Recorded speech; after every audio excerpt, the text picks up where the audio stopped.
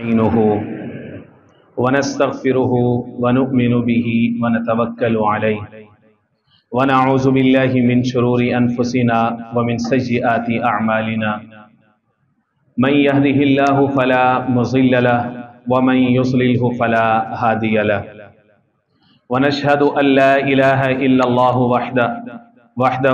وحده لا شريك له ونشهد أن سيدنا ومولانا محمدا عبده ورسوله أما بعد فأعوذ بالله من الشيطان الرجيم بسم الله الرحمن الرحيم وَإِذْ يَمْكُرُ بِكَ الَّذِينَ كَفَرُوا لِيُثْبِتُوكَ أَوْ يَقْتُلُوكَ أَوْ يُخْرِجُوكَ وَيَمْكُرُونَ وَيَمْكُرُ اللَّهُ وَاللَّهُ خَيْرُ الْمَاكِرِينَ وقال النبي صلى الله عليه وسلم إنما الأعمال بالنيات فمن كانت هجرته إلى الله ورسوله فهجرته إلى الله ورسوله ومن كانت هجرته إلى دنيا يصيبها أو إلى امرأة ينكحها فهجرته إلى ما هاجر إليه أو كما قال عليه الصلاة والسلام وإنما لكل امرئ ما نوى صدق الله العظيم وصدق رسوله النبي الكريم ونحن على ذلك لمن الشاهدين والشاكرين والحمد لله رب العالمين۔ میرے انتہائی واجب الاحترام قابل صد احترام بزرگوں، بھائیوں، نوجوان ساتھیوں، پردہ میں سماعت کرنے والی ماں اور بہنوں، صفر المظفر کا مہینہ چل رہا ہے اور اس مہینے کے اندر ہجرت نبوی یا ہجرت رسول صلی اللہ علیہ وآلہ وسلم جیسا اہم ترین واقعہ رونما ہوا۔ اگر ہم سیرت کا مطالعہ کریں یا آقا کریم سید المرسلین شفیع المذنبین حضور پاک علیہ السلام کی پوری ظاہر حیات طیبہ کو پڑھیں اور آقا کریم علیہ السلام کی جو انقلابی دعوت ہے اور یہ جو تحریک ہے، اگر ہم اس کو سمجھنے کی کوشش کریں تو ہم یوں اس کو تقسیم کر سکتے ہیں کہ اس کے دو فیز ہیں۔ ایک فیز ہے ہجرت سے پہلے والا، ایک فیز ہے اس دعوت کا ہجرت کے بعد۔ پہلا جو فیز ہے وہ بعد والے فیز کی ایک بنیاد ہے۔ گویا کہ جو ہجرت ہے آقا کریم علیہ السلام کی مکہ المکرمہ سے مدینہ المنورہ، یہ ایک ٹرننگ پوائنٹ ہے، یہ اس دعوت کو ایک نیکسٹ لیول پہ لے کر کے جاتا ہے۔ ہجرت سے پہلے والا جو عرصہ ہے وہ اس کو کہہ سکتے ہیں ہم کہ وہ پیسیو ریزسٹنس ہے۔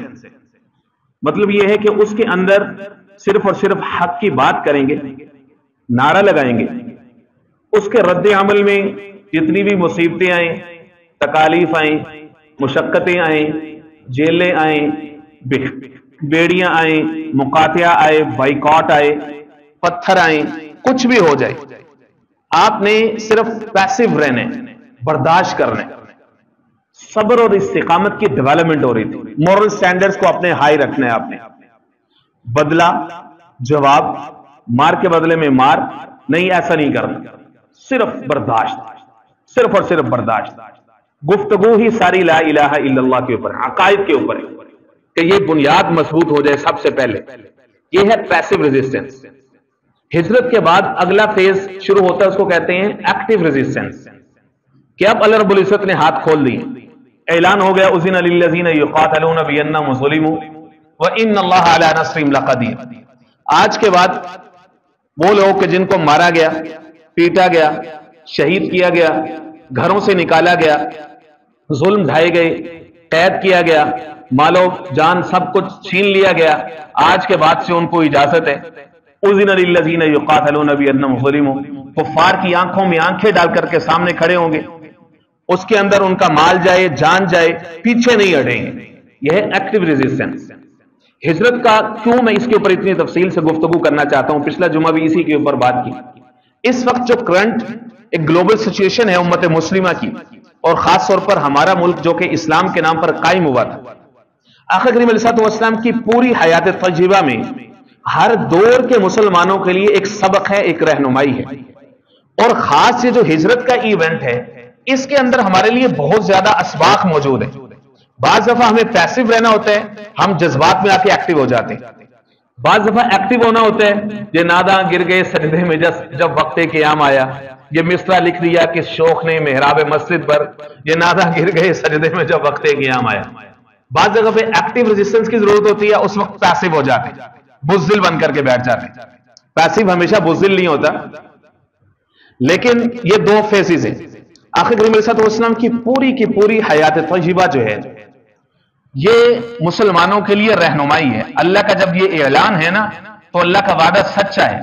لقد کان لکم فی رسول اللہ اسوۃ حسنہ، اللہ کرے کہ کسی طریقے سے ہمارے ہر نوجوان، بچہ بچی، مرد و عورت، کسی طریقے سے اس کو صرف سیرت آپ گھول کے پلا دیں، سیرت گھول کے پلا دیں، اس کو بتا دیں کہ آقا کریم علیہ السلام کی ولادت سے لے کر کے اعلان نبوت تک یہ صورتحال ہے، یہ ان کے مورل سٹینڈرڈز ہیں، اس طرح کی ان کی ڈیولپمنٹ ہو رہی ہے، وہ بینگ اس طرح کا بینگ، اس طرح کی پرسنالٹی بن کر کے لوگوں کے سامنے آئے ہیں۔ اعلان نبوت کے بعد جب ایک نیا فیز شروع ہوا ہے تب انہوں نے کیسے لوگوں کے ساتھ ڈیل کیا ہے، اور ہجرت کے بعد کیسے ڈیل کیا، یہ تین مین فیز اگر ہم سمجھا دیں نا، یقین مانے ہمارے نوجوانوں کی زندگیاں بن جائیں گی۔ یہ جو سوشل میڈیا ہے، موبائل کی لت ہے، اور دسیوں طرح کی ایپس ہیں، اور پوری کی پوری رات اسی کے اندر مستغرق ہیں، ڈوبے ہوئے ہیں اس کے اندر، پتہ ہی نہیں ہے، بس وہ بچپن میں ماں باپ نے جو لا الہ الا اللہ پڑھا دیا تھا بس اسی کے سارے جیے جا رہے ہیں۔ عملی اعتبار سے میں اپنی طرف بات کروں تو ہم سب نیل لیں، کہنے والا سننے والے سے زیادہ محتاج ہوتے ہیں۔ اللہ کا یہ اعلان ہے لقد کان لکم فی رسول اللہ اسوۃ حسنہ، تو بھائی وہ اسوہ حسنہ ہے، وہ ماڈل اور نمونہ ہے، بشرطے کہ ہم بتائیں تو صحیح اپنی نسلوں کو۔ تو یہ سفر کا مہینہ، اس میں ہم نے ہجرت نبوی علیہ السلام کا پس منظر سیکھنا ہے۔ پہلے کیا ہوا، ہجرت نبوی کے درمیان میں کیا واقعات پیش ہوئے، پھر اس کا اینڈ ریزلٹ کیا ہوا، اللہ نے جو ہجرت پر وعدے رکھے ہیں، ہجرت کے بدلے میں جو اللہ نے وعدے کیے ہیں کیا وہ پورے ہوئے۔ انشاءاللہ العزیز اس کے اوپر ایک اور مزید جمعہ بھی انشاءاللہ العزیز اسی کے اوپر ہوگا۔ سب سے پہلے ہم اس کا پس منظر سمجھیے۔ آخر کریم علیہ السلام کی عمر مبارک ہوتی ہے 40 سال۔ اللہ کی طرف سے حکم ہوتا ہے کہ آپ اعلان کریں، قولوا لا الہ الا اللہ تفلحون۔ صفا کی پہاڑی کے اوپر کھڑے ہو کے کہتے ہیں لوگوں اگر میں تمہیں یہ کہوں کہ اس پہاڑ کے پیچھے سے ایک جماعت آ رہی ہے، گروہ آ رہا ہے تم پر حملہ کرے گا، کیا تم یقین کرو گے؟ لوگوں نے کہا ہاں آپ صادق اور امین ہیں، آپ کی بات اور ہم یقین نہ کریں نہیں ہو سکتا۔ حضور پاک صلی اللہ علیہ وسلم نے فرمایا لوگوں لا الہ الا اللہ پڑھ لو کامیاب ہو جاؤ گے۔ تھوڑی دیر پہلے کیا تھے؟ صدق و صفا، امانت، دیانتداری کے گن گا رہے تھے۔ لا الہ الا اللہ کی دعوت دیتے ہوئے ہی اپنے پرائے ہو گئے۔ اب تک صادق اور امین کی رٹ لگانے والے اب ساحر اور مجنوں جیسے الفاظ پہ آگے، نقل کفر، کفر نباشت، ٹوٹل جیسے دنیا ہی تبدیل ہو جاتی ہے نا، لوگوں نے آنکھیں بدل لی، اپنے پرائے ہو گئے۔ صرف 2 رشتے گن سکتے ہیں جو کہ وفادار رہے حضور کے ساتھ، 2 رشتے ٹوٹل، ایک ام المؤمنین سیدہ خدیجہ الکبریٰ رضی اللہ تعالی عنہ، حضور پاک علیہ السلام کی زوجۃ الوفیہ، ہم سب مومنوں کی ماں، اور ایک حضور کے چچا جناب ابو طالب اور ان کا گھرانہ، یہ حضور کا وفادار تھا شروع سے لے کے آخر تک۔ حضور پاک علیہ السلام کا یہ جو اعلان نبوت کے بعد کا عرصہ ہے نا، اس میں مصائب ہیں، بلکہ مصائب کے پہاڑ ہیں، تکالیف ہیں، مشقتیں ہیں، ذاتی تکالیف ہیں، جسمانی اذیتیں ہیں، وربل ابیوز ہے، اور ماننے والوں کے اوپر ستم کے پہاڑ ہیں، اور طوفان ہے ان کے اوپر، طوفان بدتمیزی مکہ کے لوگوں نے برپا کیا، اتنا تنگ کیا ہے، اتنا پریشان کیا ہے کہ آقا کریم علیہ السلام فتح مکہ کے بعد رو رہے ہیں لقد اوذیت فی سبیل اللہ، لوگوں مجھے اللہ کے راستے میں اتنا ستایا گیا ہے، ما اوذی احد من قبلی، مجھ سے پہلے کسی کو اتنا نہیں ستایا گیا۔ یہ اللہ کا دین، اس پر عمل کرنا آسان نہیں ہے، ہم تک یہ پہنچا ہے اتنی آسانی کے ساتھ نہیں پہنچا۔ آج ماؤں کی گود میں ہمیں جو اسلام ملا ہے، ہمیں لا الہ الا اللہ پڑھنے کی توفیق دے رہی ہے، یہ آسانی سے نہیں پہنچا، بڑی تکالیف ہیں۔ یہ دنیا اللہ نے اسباب کے تحت چلائی ہے، اپنے پیغمبر اپنے لاڈلے حبیب کو بھی اسی اسباب کی دنیا میں سے گزارا ہے۔ معجزات، معراج کا سفر، یہ تو اللہ کی قدرت، اللہ کی ہیبت، اللہ کے جلال کا کرشمہ تھا۔ یہ براق کا آنا، لیکن اللہ رب العزت نے اپنے محبوب نبی کریم علیہ السلام کو اسباب کے تحت چلایا ہے، دنیا کو بتایا ہے لوگوں یہ دنیا اسباب کے ساتھ چلتی ہے. تو یہ 10 سال مشقتوں کا ایک طوفان آیا اللہ کے محبوب نبی کریم علیہ السلام پر. 2 دفعہ حبشہ کی ہجرت ہوئی کہ بھئی حالات پر امن نہیں ہے، کیا کریں، لوگ نہ کلمہ پڑھنے دیتے ہیں نہ اللہ کے سامنے جھکنے دیتے ہیں، اتنی سختی ہیں. 2 دفعہ حبشہ کی ہجرت ہوئی اسی دوران، انہی 10 سالوں میں. لیکن جو تھے 100 کے قریب، 125-50 کے قریب، ڈٹے رہے، وہ مارے کھاتے رہے، سہتے رہے. پیسو ریزسٹنس ایسی شاندار ایک نمونہ قائم کیا انہوں نے. بالآخر کیا ہوا، انسان کھڑا رہتا ہے نا دنیا کے اندر تو اس کو نا ظاہری سبب کے درجے میں کوئی نہ کوئی سہارا ضرور ہوتا ہے. ہمیشہ یاد رکھیے کوئی نہ کوئی سہارا اس کو ضرور ہوتا ہے ہمیشہ. اللہ کی ذات تو سب سے بڑا سہارا ہے، حسبنا اللہ ونعم الوکیل نعم المولا ونعم النصیر. لیکن اللہ ہی اسباب کے درجے میں کوئی نہ کوئی سہارے انسان کو دیتے ہیں. تو اللہ کے محبوب کے 2 سہارے تھے ظاہری دنیا کے اندر، ایک گھر کے اندر ایک گھر کے باہر. گھر کے اندر تھے ام المؤمنین سیدہ خدیجہ الکبریٰ رضی اللہ تعالیٰ عنہ، اور گھر کے باہر جو سائے کی طرح جو ساتھ دیتے تھے، جو سائے کا کام کرتے تھے، جناب ابو طالب حضور کے چچا. لوگ حیا کرتے تھے، پھر بھی تکالیف تو پہنچتی تھی لیکن پھر بھی لوگ حیا کرتے تھے. ان کا بزرگ تھے. 10 سال ہو گئے. نبوت کے 10ویں سال اللہ رب العزت نے جو ابتلا تھا، امتحان تھا، اس کی ایک نئی سٹیج میں شفٹ کر دیا. ایک نیا پیپر، ایک نیا امتحان ہے. آج ہم تو ذرا تھوڑی سی بھی تکلیف آ جائے نا تو ہم شکوے شکایت شروع کرتے ہیں، تو پتہ نہیں ہو کیا گیا. بھئی یہ دین آسان نہیں ہے. میرے ہاں تو آپ اے سی یا پنکھا نہ چل رہا ہو تو میں کہتا ہوں پتہ نہیں نماز ہے یار کیسے میری گزرے گی، پتہ نہیں کوئی اللہ مجھ سے ناراض ہو گیا، اللہ معاف کرے، یہ میں اتنی مشقت میں نماز پڑھوں گا. میں تو مسجدیں ٹھنڈی ہیں لیکن اندر ایمان کی حرارت نہیں ہے. مسجدیں پکی ہیں لیکن نمازیں بے روح ہیں. اللہ ہم سب کو نمازوں کی حلاوت نصیب فرما دے. تو یہ 10 نبوی یہ ایک عجیب فیز ہے حضور پاک علیہ السلام کی سیرت طیبہ کا. 10 دن کے وقفے سے رمضان مبارک 10 نبوی کے اندر سیدہ خدیجہ الکبریٰ رضی اللہ تعالیٰ عنہ کا بھی انتقال ہو جاتا ہے اور حضور کے چچا جناب ابو طالب کا بھی انتقال ہو جاتا ہے. تو جو ظاہری سہارے تھے دونوں، اب وہ دونوں امانتیں اللہ نے اپنے پاس بلا لی. تو جیسے انسان کی دنیا ایک اندھیری سی نہیں ہو جاتی، ایک عجیب سا. اور حضور پاک علیہ السلام نے اس سال کو عام الحزن قرار دی. عام الحزن، حزن کہتے ہیں غم کو، غم کا سال. یہ غم کا سال ہے. مطلب 2 اتنی بڑی شخصیات، 2 سچے مخلص رشتے انسان سے جدا ہو جائے آسان نہیں ہوتا ہے. جس کے ساتھ انسان کی اتنی شدید ایفیلیشن ہونا، تو جب وہ ختم ہوتی ہے نا تو انسان ٹوٹتا ہے، بکھرتا ہے. یاد رکھیے کہ ہم میں سے ہر ایک شخص کسی نہ کسی ایفیلیشن کے سہارے زندہ رہتے ہیں. ہر ایک کی ہم میں سے مجلس میں بیٹھے ہوئے ہم میں سے ہر ایک شخص کی کسی نہ کسی کے ساتھ ایفیلیشن ہے. رشتے کے ساتھ ہو جائے، کسی جاب کے ساتھ ہو جائے، کسی پیشن کے ساتھ ہو جائے، کسی ہابی کے ساتھ ہو جائے. ہم میں سے ہر ایک کی نا کسی نہ کسی کے ساتھ سٹرونگ اٹیچمنٹ ہے جو ہمیں زندہ رہنے کا حوصلہ دیتی ہے. تو اللہ کے محبوب تھے تو اللہ کا اپنے محبوبوں کے لیے امتحان لینے کا طریقہ بھی نرالا ہوتا ہے. اور وہ تھے بھی کن میں سے؟ جناب ابراہیم کی نسل میں سے، ملت ابراہیمی، سنت ابراہیمی، اس کو لے کر کے کھڑا ہونے. تو جس طرح ان کے اوپر ایک لڑی تھی امتحانات کی، ویسے ہی اللہ نے اپنے محبوب کو جو خلیل کے ساتھ تھا وہی حبیب کے ساتھ تھا. تو اب حضور پاک علیہ السلام نے فیصلہ کیا کہ بھئی مکہ کے لوگ یہ تو ہارڈ کور ہیں، سخت ہیں، یہ زمین بڑی سخت ہے، بارش پڑتی ہے لیکن اس پہ سبزہ نہیں اگتا. تو لہٰذا اس سے باہر نکل کر کے کسی قریبی کوئی علاقہ، کوئی شہر تلاش کیا جائے، اس کو اپنا انقلابی دعوت کا مرکز یا بیس بناتے ہیں، نئی جگہ تلاش کرتے ہیں. آقا کریم علیہ السلام نے فیصلہ فرمایا وہاں سے جو قریب ترین جو علاقہ تھا، جو بستی وادی یا شہر تھا، وہ طائف کا تھا. حضور پاک علیہ السلام اس طرف روانہ ہوئے اور راستہ معمول کا نہیں تھا، غیر معمولی راستہ چنا تھا کہ راستے میں آتے جاتے کسی ایسے شخص سے، مشرکین مکہ میں سے کسی کے ساتھ مٹ بھیڑ یا ٹکر نہ ہو جائے. تو آقا کریم علیہ السلام اس طرف جب سفر فرمایا تو حیرانی کی بات یہ ہے جو ہوتا وہی ہے جو اللہ کو منظور ہوتے ہیں. حضور کے ساتھ ہر وقت سائے کی طرح ساتھ رہنے والی جو شخصیت تھی سیدنا ابوبکر صدیق رضی اللہ تعالیٰ عنہ، سفر طائف میں غالباً وہ بھی کسی اپنے تجارتی سفر وغیرہ پہ روانہ تھے، وہ بھی اس وقت سفر میں نہیں تھے، طائف میں وہ بھی حضور کے ساتھ نہیں تھے، حضور کے ساتھ حضور کے غلام جامع زید رضی اللہ تعالیٰ عنہ۔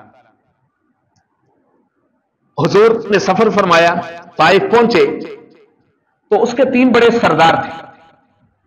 یہ ایک اسٹریٹجی ہوتی ہے، ہمیشہ آپ کسی بڑے سے بات کرتے ہیں کیونکہ باقی جتنے لوگ ہوتے ہیں وہ اس کے زیر اثر ہوتے ہیں۔ ایک کمیونیکیشن کی ایک اسٹریٹجی ہوتی ہے کہ آپ نے کون سی بات کس لیول کے بندے سے کرنی ہے، یہ بڑا اہم ہوتا ہے۔ کمیونیکیشن سکلز، اس کے اوپر لوگ لاکھوں روپے دے کے ٹریننگز کرتے ہیں کہ آپ نے کب کس سے کون سی بات کرنی ہے، اگلے بندے کا کیلیبر کیا ہے، اس کا آئی کیو لیول کیا، آپ نے اس سے بات کیا کرنی اور اس کی اس قوم کے اندر اہمیت کیا ہے، یہ بڑا سگنیفیکینٹ ایک چیز ہوتی ہے۔ حضور نے سرداروں سے ملنے کا فیصلہ فرمایا۔ قسمت میں یہ ہدایت نہیں تھی، تینوں سے حضور نے بات کی، ان تینوں نے اتنا تلخ جواب دیا، زبان لرزتی ہے، دل کانپ اٹھتا ہے، کلیجہ چر جاتے ہیں، کس طرح کے الفاظ انہوں نے حفات اپنی زبان سے بکی۔ آقا کریم علیہ الصلوۃ والسلام کے طب نازاں پہ انتہائی زیادہ گراں گزری یہ بات، اور پھر ان بدبختوں نے یہاں پر بس نہیں کی۔ آقا کریم علیہ الصلوۃ والسلام نے وہاں سے واپس جب آنے کا قصد فرمایا تو ان بدبختوں نے اوباش نوجوانوں کو پیچھے لگایا تکالیف اور اذیتیں دینے کے لیے، اور وہ پتھر پھینک رہے تھے، تاک تاک کر کے ایڑیوں کو نشانہ بنا رہے تھے۔ فرمایا اللہ والوں نے لکھا ہے کہ پوری انسانیت کے اندر 2 طرح کے لوگ سب سے بدبخت ہوتے ہیں، 2 طرح کے لوگ سب سے بدبخت ہوتے ہیں۔ ایک وہ شخص کہ جو کسی نبی کے ہاتھوں قتل ہو، کہ نبی سراپا رحمت ہوتا ہے، اللہ اس کو انسانیت کے لیے رحمت اور شفقت کا ذریعہ بنا کر کے بھیجتے ہیں، اور وہ شخص کتنا بدبخت ہوگا جو نبی کے ہاتھوں مارا جائے۔ دوسرا وہ شخص جو کسی نبی کے اوپر حملہ آور ہو، وہ بھی بدبخت ہوتا ہے۔ آقا کریم صلی اللہ علیہ وسلم سستانے کے لیے بیٹھے تو 2 بدبختوں نے بغل سے پکڑا اور کھڑا کیا کہ آپ چلیے، اور وہ مسلسل حملہ کر رہے تھے۔ اس قدر انہوں نے حوصلہ شکنی کی کوشش کی، اس قدر دل شکنی کی کوشش کی، اس قدر دل آزاری کی ان ظالموں نے کوشش کی۔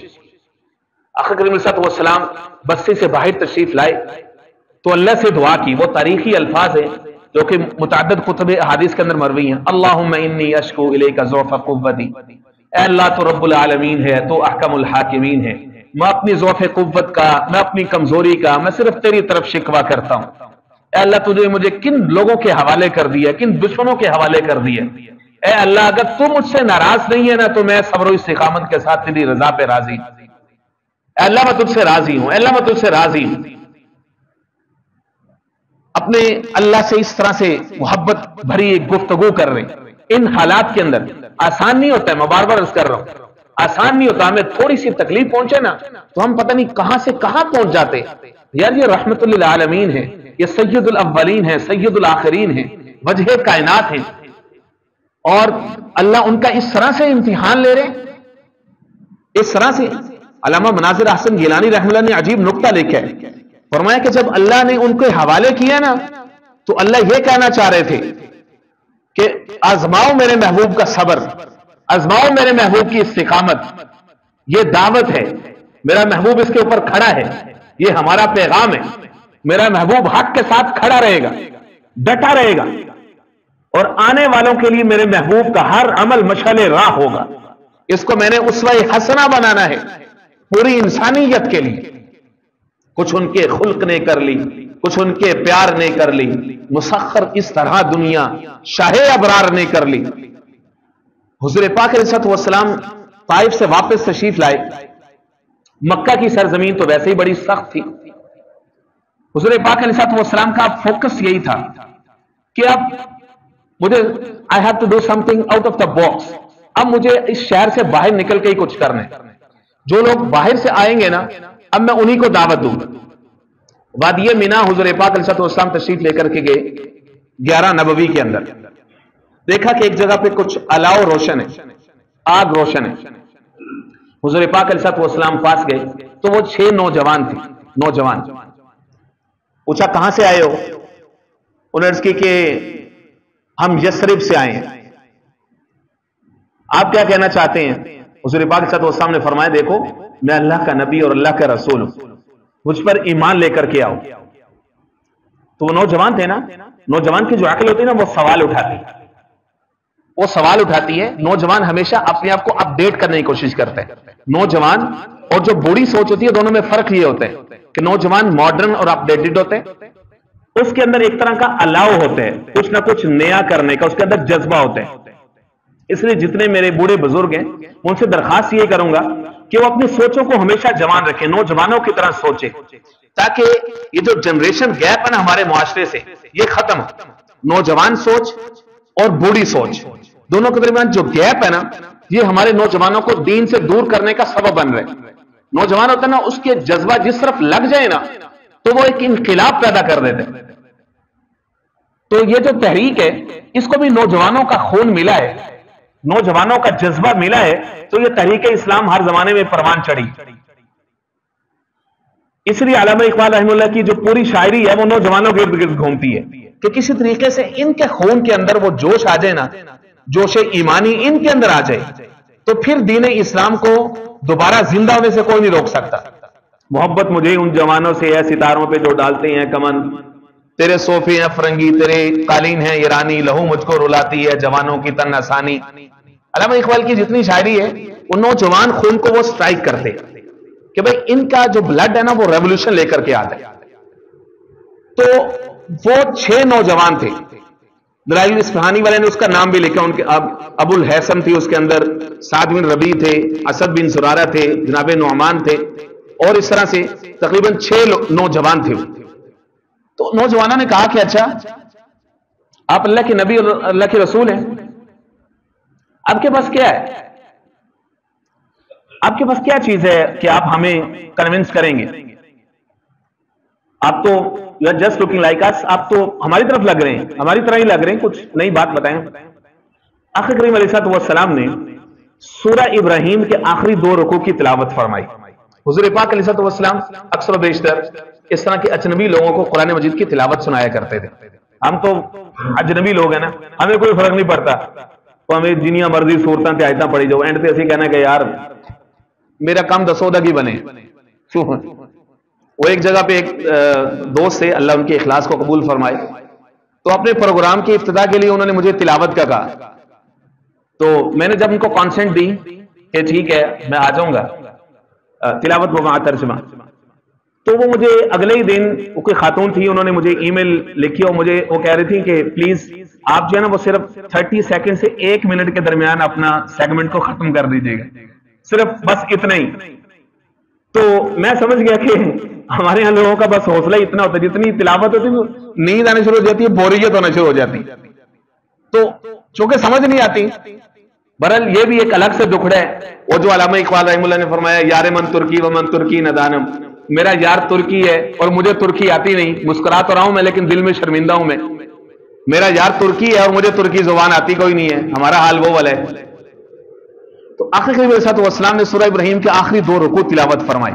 وَإِذْ قَالَ إِبْرَاهِيمُ رَبِّ اجْعَلْ هَٰذَا الْبَلَدَ آمِنًا وَاجْنُبْنِي وَبَنِيَّ أَن نَّعْبُدَ الْأَصْنَامَ رب إنهن أضللن كثيرا من الناس فمن تبعني فإنه مني ومن عصاني فإنك غفور رحيم ربنا إني أسكنت من ذريتي بواد غير ذي زرع عند بيتك المحرم ربنا ليقيموا الصلاة فاجعل أفئدة من الناس تهوي إليهم وارزقهم من الثمرات لعلهم يشكرون۔ یہ سورہ جہاں تک مکمل اور آخر تک هذا بلاغ للناس ولينذروا به وليعلموا انما هو اله واحد وليذكر اولو الالباب۔ ان کی آنکھوں میں آنسو ہیں، وہ جو 6 نوجوان تھے وہ کنکھیوں سے ایک دوسرے سے باتیں کر رہے ہیں، ان کے ذہن میں وہ سارا منظر گھوم رہا ہے کہ یثرب کے اندر اوس اور خزرج 2 قبیلے تھے، یہ 6 نوجوان یہ خزرج سے تھے، اوس اور خزرج 2 قبیلے تھے، ان کی یہودیوں کے ساتھ ٹسل رہتی تھی، یہود کے 3 قبیلے تھے، بنو قینقاع، بنو نذیر، بنو غطفان اور قبیلے تھے، ان کے لڑائی ہوتی تھی آپس میں۔ جو یہودی تھے نا وہ بیٹل فیلڈ میں سب سے بزدل قوم ہے، لیکن not fight with any one. بزدل، قرآن مجید بار بار کہتا ہے یہ بالکل بزدل ہے، موت سے سب سے زیادہ یہودی ڈرتے ہیں، قرآن مجید نے 2 چیلنج کیے ہوئے ہیں. قرآن مجید نے آج تک دنیا کا بڑا سے بڑا یہودی، ان کا سرپرست، ان کی اسٹیٹ کا کوئی سربراہ مملکت، حالانکہ میڈیا ان کے قبضے میں، گلوبل میڈیا، کبھی پریس کانفرنس کر کے نہیں کہہ سکتا کہ بھئی قرآن کے یہ 2 دعوے ہمارے بارے میں، لو ہم سب کے سامنے اس دعوے کو ایکسپٹ کر رہے ہیں، ہم قبول کر رہے ہیں. 1450 سال ہو چکے ہیں قرآن مجید کے ان دعووں کو. ان میں سے ایک دعویٰ یہ ہے کہ یہودی کبھی موت کی تمنا نہیں کرتا. کیا فرق پڑتا ہے؟ کوئی سامنے فرشتہ تو نہیں نہ کھڑا ہوا آ کر کے کہہ دے یہودیوں کا صدر کہ بھئی قرآن مجید کا یہ دعویٰ ہے، لو ہم سب کے سامنے جھوٹا کر رہے ہیں، میں موت کی تمنا کرتا ہوں. کہہ سکتے ہیں نا؟ قرآن مجید کو ان سے بھولا تو نہیں ہوا، ہر زبان میں ترجمہ موجود ہے نا. اللہ نے یہ چیلنج کیا ہوا ہے، دنیا کی کوئی طاقت اس کو توڑ نہیں سکتی. تو لڑائی ہوتی تھی نا، تو یہودی ان سے پٹتے تھے، یہ جو اوس خزرج سے، اور ان کو کہتے تھے کہ دیکھو ابھی تو تم ہمیں مار رہے ہو، لیکن ہماری کتابوں میں لکھا ہوا ایک نبی آنے والا ہے، وہ نبی جب آئے گا نا تو ہم اس کی سربراہی میں تمہارے ساتھ لڑائی کریں گے، تمہیں چن چن کے ہم ماریں گے، بس اس نبی کو آ لینے دو. یہ پوچھتے تھے، چونکہ یہ کتابی نہیں تھے، ان کے پاس کتاب نہیں تھی، تو یہ ان سے پوچھتے تھے کیورس سے کہ کیا ان کی صفات کیسی، کریکٹرسٹکس کیا ہیں. تو وہ بتایا کرتے تھے کہ ان کی صفات یہ ہیں، وہ ایسا ہوگا ایسا ہوگا. تو یہ جو 6 نوجوان تھے نا، یہ آپس میں کنکھیوں سے ایک دوسرے سے باتیں کرنے لگے، یار یہ اسی کے بارے میں، یہ وہی تو نہیں ہے کہ جن کے بارے میں ہم اپنے بڑوں سے اور ان یہودیوں سے سنتے آ رہے تھے. تو ان کو لگا کہ یار یہ وہی ہے، ان کے دل نے گواہی دی کہ یار یہ وہی شخصیت ہے. تو وہ ایک دوسرے کرنے لگے اونچی آواز سے، فَاسْبِقُوا قَبْلَ أَن تُسْبَقُوا، اس سے پہلے کہ یہودی سبقت لے جائیں اور اس نبی کو اپنا بنا لیں، تو تم پہلے اس کے ہاتھوں میں ہاتھ دے کے اس کے بن جاؤ. ایسا نہ ہو کہ کل کوئی یہودی اس کو لے کر کے ہمارے خلاف کھڑے ہو جائے. Just secure yourself first, اس کے ہاتھوں میں ہاتھ دو، اپنے آپ کو محفوظ بناؤ. تو وہ جو 6 لوگ تھے، حضور پاک علیہ السلام کا پیغام لیا اور وعدہ کیا کہ اگلے سال ہم اسی جگہ پہ ملاقات کریں. ظاہر ہے کہ ٹیلی فون کا زمانہ نہیں ہے، نہ ٹرین ہے، نہ ہوائی جہاز ہے کہ بندہ پتہ کرتا رہے یار کیا بنے، کہاں جا رہے ہو. اللہ اکبر، حضور پاک کا صبر دیکھیں، کیا حال ہوگا بے چینی کا کہ 6 لوگ اتنی محبت کے ساتھ ہاتھوں میں ہاتھ دے کے، کہاں وہ 10 سال کہ جس میں 120 125 150 بڑی مشکل سے آئے ہیں، اور اب یہاں سے 6 لوگ ایسے مل گئے اور وہ بھی نوجوان تگڑے خون دینے والے مجروح جو خون دینے والے تھے. 1 سال تک حضور نے انتظار فرمایا. اگلے سال 12 نبوی میں وہ جو 6 تھے ان میں سے 5 اور اپنے ساتھ 7 مزید لوگوں کو 12 لوگ آئے. وہاں پر آ کر کے جس کو کہتے ہیں نا بیعت عقبہ اولا، 12 لوگوں نے آ کر کے حضور سے بیعت کی، ہاتھوں میں ہاتھ دی. آپ کے ساتھ مرنا ہے، آپ کے ساتھ جینا ہے، جو کہیں گے ہم مانیں گے. عرض کی یا رسول اللہ آپ ہمارے ساتھ کوئی مقری یا کوئی معلم بھیج دیے. حضور پاک علیہ السلام نے جناب مصعب بن عمیر، جس کو کہا جاتا ہے کہ اسلام کا سب سے پہلا معلم، مصعب بن عمیر رضی اللہ تعالیٰ عنہ کو ان کے ساتھ روانہ فرمایا کہ آپ جائیں وہاں لوگوں کے اوپر کام کریں، ان کو دعوت دیں، ان کو کلمہ سکھائیں، قرآن سکھائیں، ان کو دین کے قریب کریں. تو یہ گئے اور یہ وعدہ ہوا کہ اگلے 1 سال کے بعد ہم پھر اسی جگہ پہ ملیں گے. حوصلہ مزید بڑھ گیا نا. تو اگلے سال سن 13 نبوی میں یہ جو 12 لوگ تھے یہ اپنے ساتھ مزید لوگوں کو لے کر کے آئے، اور اس سال جو قافلہ تھا وہ 72 لوگوں کا تھا 13 نبوی میں. ان 72 لوگوں میں سے 70 مرد تھے اور 2 عورتیں تھیں، ام منی اور ام عمارہ رضی اللہ تعالیٰ عنہ. یہ 72 لوگ تھے. اب حضور پاک علیہ السلام کے ساتھ انہوں نے ایک عہد کیا جس کو کہتے ہیں بیعت ثانیہ، بیعت عقبہ ثانیہ. یہ جو بیعت ہوئی تھی حضور پاک علیہ السلام کے ساتھ، یہ بڑی مضبوط بیعت تھی، یہ سنگ میل کی حیثیت رکھتی. اسی نے ہی حضور پاک علیہ السلام کی ہجرت کی راہ جو ہے وہ ہموار کی ہے، اسی بیعت ہے. اس کے اندر حضور پاک علیہ السلام سے وہ جو لوگ آئے تھے انہوں نے کچھ سوالات کی. ان میں سے سیدنا عباس رضی اللہ تعالیٰ جو اس وقت ابھی کلمہ نہیں پڑھا تھا حضور کا، حضور کے چچا تھے، وہ حضور کے ساتھ تھے. انہوں نے خطاب کیا ان لوگوں سے جو کہ باہر سے آئے تھے. ان سے کہنے لگے لوگوں سنو، یہ میرا بھتیجا ہے، ہمارے پاس تھا اتنے سالوں سے، جتنا بن پڑا ہم نے اس کو تحفظ دیا، ہم نے اس کی حفاظت کی. اب تم اس کو ساتھ لے کے جانا چاہتے ہو، یاد رکھو کہ یہ پھولوں کی سیج نہیں، تم اپنے ساتھ سرخ و سیاہ آندھیوں کو دعوت دو. تمہارے بچے یتیم ہوں گے, عورتیں بیوہ ہوں گی, باہر سے لوگ تم پر حملہ آور ہوں گے, اور دیکھ بھال لو اچھے طریقے سے, سوچ سمجھ لو. اسد بن زرارہ رضی اللہ تعالیٰ جو کہ انصاری صحابی ہیں, انہوں نے عرض کیا یا رسول اللہ اگر آپ اجازت دیں تو آپ کے چچا کو میں جواب دوں. حضور نے فرمایا آپ جواب دیں. کہنے لگے کہ ہم انصاری ہیں, ہم ادھر سے آئے ہیں, مدینہ یثرب سے آئے ہیں, اور یثرب کے جو لوگ ہیں وہ تلواروں کے سائے میں پل کر کے جوان ہوتے ہیں. ہمیں سب کچھ لوٹنا لٹانا آتا ہے, سب کچھ کرنا کرانا آتا ہے, ہمارے بلڈ کے اندر ریولوشن ہے, ہم مر جائیں گے, کھپ جائیں گے, سب کچھ لٹا دیں گے, لیکن اس شخصیت کے اوپر ہم آنچ نہیں آنے دیں گے. آپ پریشان نہ ہو, ہم جائیں گے. ایک اور شخصیت کھڑی جناب ابو الہیثم, کہنے لگے اچھا کوئی شرائط ہیں کہ جن سے آپ جو ہم سے ایکسپیکٹ کر رہے ہو, کوئی شرائط ہمیں بتائیں. حضور نے فرمایا میری 6 شرائط ہیں. 6 شرائط ہے میری. پہلی یہ ہے تطیعوننی فی المنشط والمکرہ, تنگی ہو, ترشی ہو, خوشی ہو, نہ خوشی ہو, ہر حال میں تم میری اطاعت کرو. انہوں نے کہا ٹھیک ہے جی اوکے, پہلی شرط. دوسری بتائیں, دوسری کیا ہے؟ فرمایا دوسری ہے تنفقون فی العسر والیسر, تنگی ہو آسانی ہو, ہر حال میں تم مجھ پر اپنا مال خرچ کرو گے, اپنا مال لٹاؤ گے. ٹھیک ہے. تیسری شرط کیا ہے؟ فرمایا تیسری شرط یہ تمنعوننی کما تمنعون انفسکم واہلیکم, تم میری اس طرح سے حفاظت کرو گی میری اور میرے ساتھیوں کی جس طرح تم اپنے مال, اولاد اور اپنی جانوں کی کرتے ہو. انہوں نے کہا ٹھیک ہے جی اوکے, یہ شرط بھی ہمیں منظور ہے. اگلی شرط فرمایا چوتھی ہے تأمرون بالمعروف وتنہون عن المنکر, نیکی کا حکم دو گے, برائی سے روکو گے. انہوں نے کہا جی بالکل ٹھیک ہے, سر تسلیم خم ہے جو مزاج یار میں آئے, بالکل ٹھیک ہے. پانچویں شرط کیا ہے؟ فرمایا پانچویں شرط یہ ہے تجاہدون فی سبیل اللہ, اللہ کے راستے میں تم جہاد کرو گے. ٹھیک ہے, لڑنے والے ہم لڑیں گے. چھٹی شرط کیا ہے؟ فرمایا ولا تخافون فی اللہ لومۃ لائم, اللہ کے حکم کے معاملے میں کسی ملامت کرنے والے کی ملامت سے ڈرو گے نہیں, پرواہ نہیں کرو گے. 6. تو ان میں سے ایک شخص بولے اچھا یہ 6 شرطیں ہم مان لیں تو ہمیں ملے گا کیا؟ حضور نے فرمایا تمہیں جنت ملے گی. وہ کہنے لگے لا ابالی, پھر کوئی پرواہ نہیں, مال جائے جان جائے, کوئی پرواہ نہیں. دل ہو کہ جان تجھ سے کیوں کر عزیز رکھنا, دل ہے سو چیز تیری, جہاں ہے سو مال تیرا, جو دل چاہے تو دل لے لو, جو جان چاہے تو جان لے لو, کوئی مسئلہ نہیں. حاضر ہم یا رسول اللہ, ہم حاضر, آپ کا تحفظ کریں گے, آپ آئیے, آپ ہمارے ساتھ آئیے. حضور نے فرمایا ابھی اللہ کی طرف سے اذن ملے گا, اجازت ہوگی تو پھر آئیں گے انشاءاللہ, میں بھی آؤں گا آپ کی طرف. آخری سوال ہے ذرا آپ سے, وہ سوال یہ ہے کہ کہیں کل کو آپ کو فتح مل جائے تو آپ ہمیں چھوڑ کر کے واپس اپنے شہر تو نہیں آ جائیں گے؟ ذرا یہ بھی ہمیں بتا دیں. حضور نے فرمایا نہیں, الدم والدم الحدم والحدم, جینا بھی آپ کے ساتھ ہے, مرنا بھی آپ کے ساتھ ہے.